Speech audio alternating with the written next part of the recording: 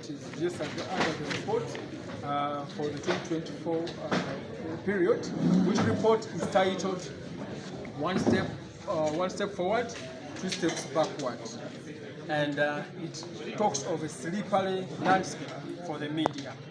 And this is the 16th edition of the report. It is not indicating that things are going to get any better, because by any inch we have not registered cases in the report where the forces have taken action against the errant officers of the perpetrators, especially the forces, police, the UPDF, and now JAT. So in this regard, we are inviting government to put in place redress mechanisms that will specifically look at the violations and abuses that are brought against journalists, and have mechanisms that will fight, investigate, and end these crimes which threaten the existence of the media in this country. But also we're inviting the owners to take a charge of the entire situation rather than leaving it out to the individual journalists who are rendered helpless because their voices are lesser and not as influential as if the owners would come out and say we're slapping a blackout, no media coverage, either in the papers, on TV, radios, and all social media platforms. This would really have an impact for us to push in the common direction. We think we have made enough calls to the owners, but they are so reluctant. So maybe this time they're going to be provoked well enough to come out and shape up together with the journalists to fight back. It's extremely important that they join the forces of the foot soldiers, the people that go to the front lines to cover stories and show concern to their plight, because they're crying alone, they're running to nowhere.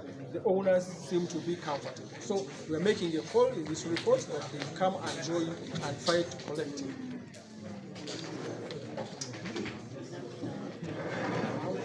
Independent Media Rights Commission,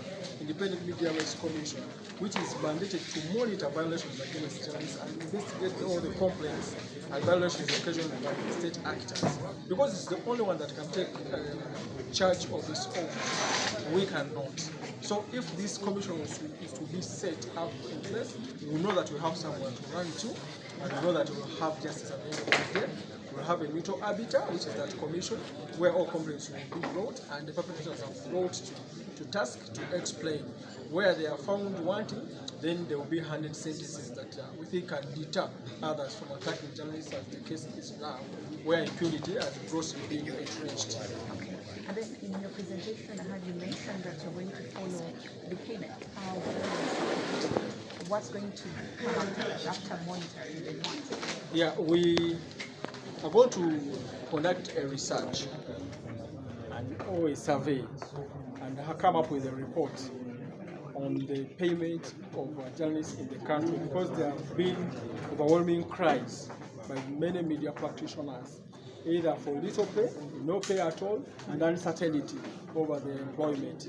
So this report will inform our planning processes, especially to do with pushing for conducive and facilitative pay for journalists, which we certainly know will have areas to address, like medical insurance for journalists, overpay for journalists, all those tantamount to gross abuse of their rights. But because we do not have holistic reports on our tables, we cannot bring it to the fore. So it is on this basis that we conduct a research, an exhaustive and comprehensive research in this area. We reach out to the journalists, to the employers, to other facilitators within the media sector, make sure that we have a one-stop center report, which will be a point for us to act upon, because this cannot go unattended to all the time, and journalists are at the mercy of people who want to enslave them while they're doing their professional duties. I've had a number of cases in the last 6 years. One of them has been the court ruling on the next phase of UCC, requiring every journalist to be accredited, for accreditation want to first register with the Media Council of Uganda, even despite the absence of media, which is a key requirement for enrollment of journalists, so that was a successful court battle. But also had a matter where the security forces that attacked journalists at the UN headquarters here in Kampala were found guilty and fined 75 billion shillings to each of the petitioners. We have also championed the computer section in the Computer Misuse Amendment, the Computer Misuse Act, which was introducing a case of cyber harassment. So we do not have such cases anymore, and we are equally hopeful that the whole law will be challenged, because 13 of us are challenging leading in court, constitutional court, to challenge the Computer Misuse Act as amended recently. So we think that there are a couple of laws, but also there are such stories with UCC between our arbitration mechanisms. There are equally other cases at the police where journalists have been arrested but released without charges because of the interventions. So there is a litany of interventions. But also talking to the owners of media houses that either two have never paid journalists and started paying piecemeal. I think that's not sufficient enough. We need to engage them better, to have structured ways of paying, and that will involve, of course, the advent of UCC into this as the media regulator.